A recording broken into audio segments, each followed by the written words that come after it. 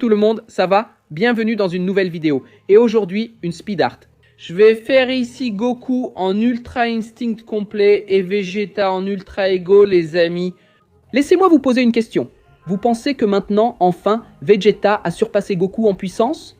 L'Ultra Ego dépasse-t-il l'Ultra Instinct ou pas? Je pense que ce sera difficile, vous savez pourquoi? Parce que Goku est le protagoniste principal.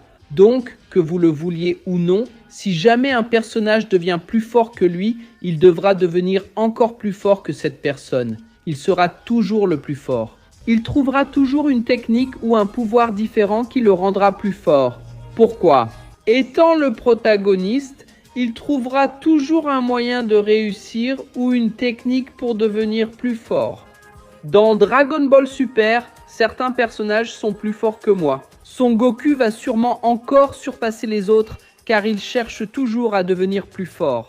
Il s'entraîne pour ça, donc il va dépasser un dieu très rapidement, tu peux en être sûr.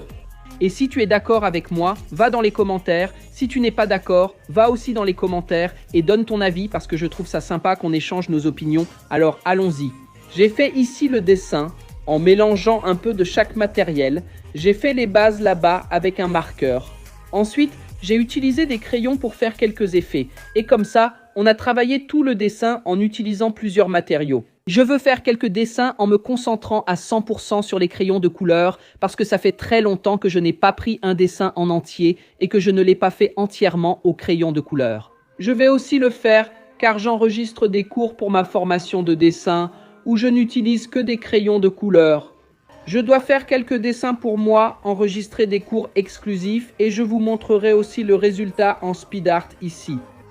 Regardez les amis, on termine notre dessin et on ajoute un fond. On a fait comme un éclair au milieu, là où leurs mains se touchent. Ensuite, j'ai ajouté quelques effets d'éclair et voilà le résultat final.